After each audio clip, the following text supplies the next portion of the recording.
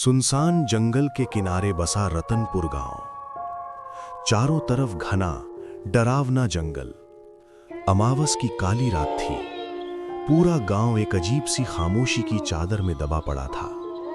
बस दूर जंगल से कहीं कुत्तों के भौंकने की और सूखी हवा के पत्तों की आवाजें सुनाई दे रही थी। इसी गांव के बीच में बसा था एक छोटा सा घर, जिसमें मंगल और उसकी पत्नी तारा रहती थी।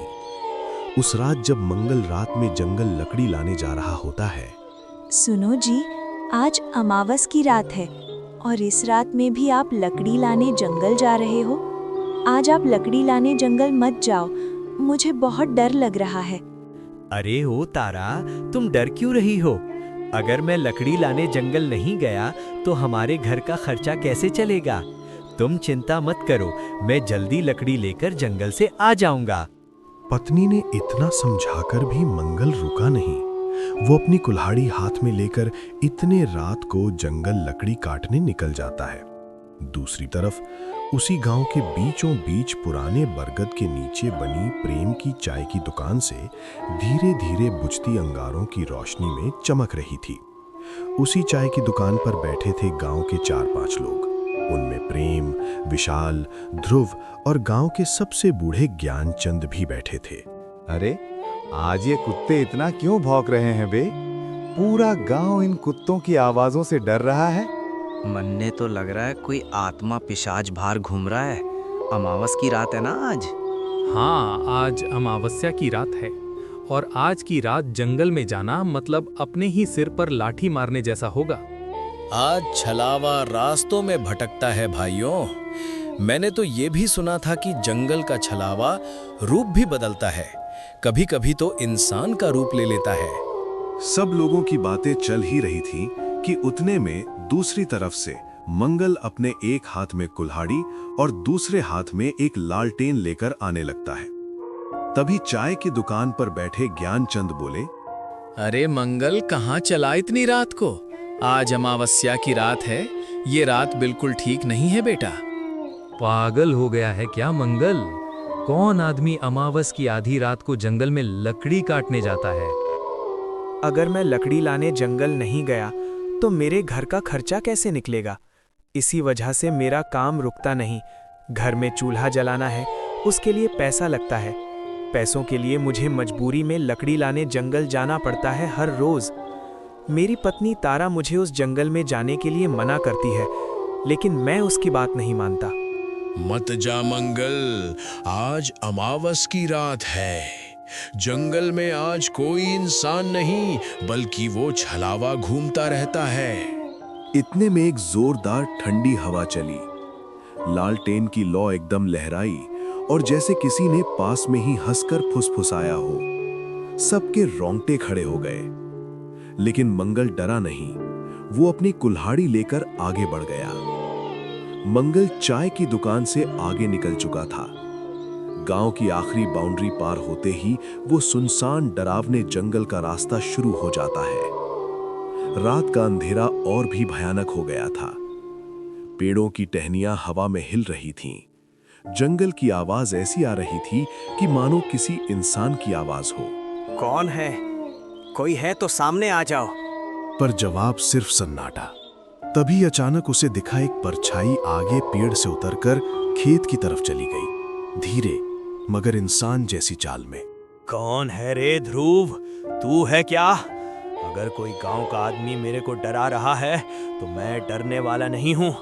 सीधे तरीके से मेरे सामने आ जाओ, नहीं तो मेरे हाथ जो कुल्हाड़ी है उससे मैं तुम्हारा सर धड़ से अलग कर दूंगा। तभी वो काली परछाई वापस आने लगती है और वो कोई और नहीं बल्कि मंगल की पत्नी तारा थी। मंगल का दिल थक से रह गया। अरे तारा, तू इस भयानक डरावने जंगल में इतनी रात को क्या कर रही हो? मैंने तुमको बताया था कि मैं घर जल्दी लौट आऊंगा। घर चलो मंगल, रात बहुत हो गई है। मंगल एक कदम पीछे हट गया। उसी पल तारा जैसी आकृति धीरे धीरे धुंध बनकर गायब हो गई। ये देख के मंगल का खून जमने लगा। ये कौन था? ये तो तारा नहीं थी, ये तो इस जंगल का छलावा था। तब भी मंगल रुका नहीं, वो आगे बढ़ने लगा। जंगल के रास्ते से भयानक डरावने डरावने आवाजें आनी शुरू हो गईं। थोड़ी देर बाद मंगल जंगल के बीच आ चुका था। अब उसको पीछे लौटने की हिम्मत नहीं हो रही थी। आगे जाने का डर अलग। अचानक उसे अपने पीछे किसी के चलने की आहट आई। वो पीछे मुड़ा, लेकिन वहां कोई नहीं था। कौन है रे? सामने आ। तभी एक बार और उसके पीछे धीमी खुरदरी आवाज आई, जैसे किसी 60 साल के बुढ़े की आवाज हो। फिर से मंगल पीछे मुड़ा तो अपने पीछे उसको उसी के गांव के ज्ञानचंद दिखाई दिए, जो चाय के दुकान पर बैठे हुए थे। ज्ञानचंद, आप इस वक्त इस जंगल में? आपने तो मुझे जंगल जाने को रोका था, तो आप इस जंगल में इतनी रात को क्या कर रहे हो? मैं तेरा ही इंतजार कर रहा था मंगल। मंगल, आज तुझे मेरे हाथों से कोई नहीं बचा सकता। आज तेरा शरीर मेरा होगा। ये सब देख के मंगल पीछे हटिया। मुझे पता है कि तुम मेरे गांव के ज्ञानचंद नहीं हो। मैंने तुमको पहचान लिया है। तुम एक जंगल के छलावा हो। अचानक ज्ञानचंद का चेहरा बिगड़ने लगा। आंखें लाल, दांत लंबे और चेहरा किसी दानव जैसा। मंगल डर कर कुल्हाड़ी लहराता हुआ भागा। छलावा पेड़ों से ऊपर नीचे कूदता हुआ उसका पीछा कर रहा था। मंगल भागते भागते एक पुरानी खाई पर पहुंचा। आगे रास्ता नहीं था, पीछे से छलावे की हंसी। अब मंगल के पास आगे जाने का कोई भी रास्ता नहीं था। न मंगल पीछे जा सकता था, न आगे जा सकता था। मंगल ने कांपते हुए हाथों से अपनी कुल्हाड़ी उठाई और बोला, आजा, मैं डरता नहीं तुमसे। तुझे जो करना है कर ले छलावा। छलावा एक झटके में मंगल का रूप लेकर सामने खड़ा हो जाता है। अब इधर भी मंगल और उधर भी मंगल, एक असली एक नकली। ये सब देख के असली मंगल डर जाता है। मंगल, अब तू क्या करेगा? अब तो मैंने भी तेरा रूप ले लिया है। अब कौन सा तू और कौन सा मैं? अब तो तुम्हारी पत्नी तारा भी मुझे नहीं पहचान पाएगी। तभी अचानक छलावा मंगल के ऊपर छलांग मारने ही वाला था कि मंगल को अचानक ज्ञानचंद की बात याद आई। हाँ, ज्ञानचंद ने मुझे आते हुए बताया था कि छलावा रोशनी को बर्दाश्त नहीं कर पाता। उसके बाद मंगल ने अपने हाथ में जो लालटेन थी उसको उठाया और जोर से छलावे की तरफ फेंक दी। जैसे ही लालटेन छलावे के पास गिरी, लालटेन में तेज पीली रोशनी कौंधने लगी और छलावा दर्द से चिल्लाते हुए पीछे हट गया। अगली अमावस मैं लौटूंगा मंगल। उसके बाद तुम्हें ये लालटेन तो क्या, तुम्हारे गांव का कोई इंसान भी तुम्हें बचाने नहीं पाएगा। ये बोल के छलावा अंधेरे में गायब हो गया।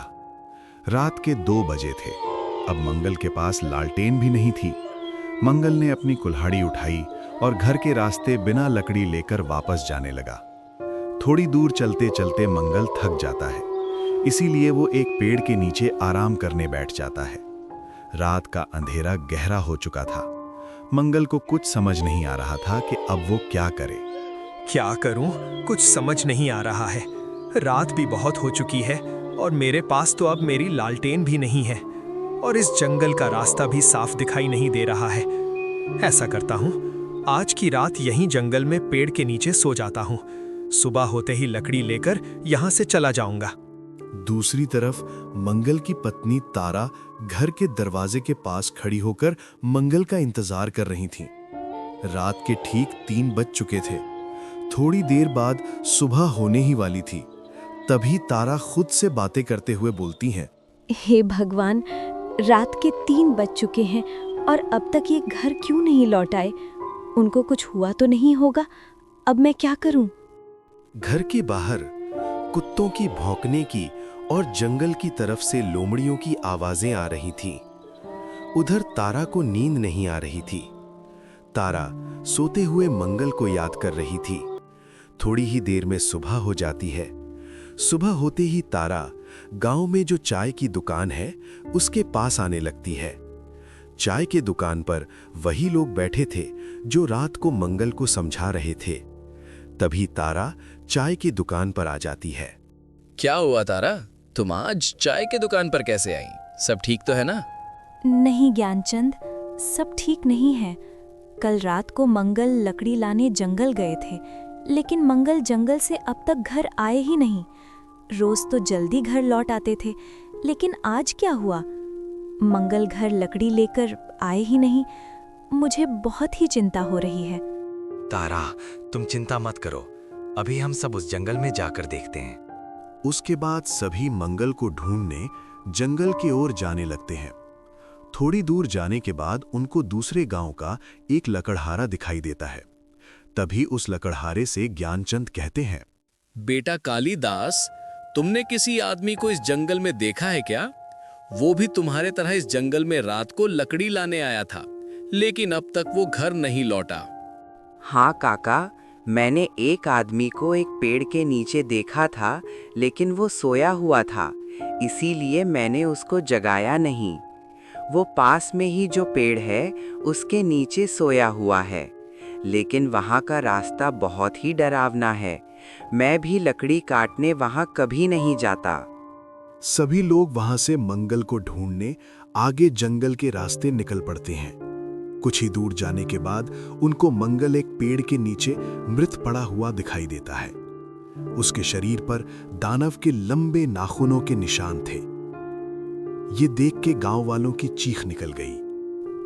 मंगल, हे भगवान, ये क्या हो गया? मैंने कहा था मत जाओ। ये छलावा लौट आया था। उसने मंगल को मार डाला। हमें जल्दी यहाँ से निकलना चाहिए। वो छलावा अभी भी यहीं कहीं होगा। भारी मन और डर के साथ गांव वाले मंगल के शव को उठाया। कोई लकड़ी नहीं थी, सिर्फ खामोशी और गहरी निराशा थी। अमावस की रात का डर एक सच्चाई बन चुका था।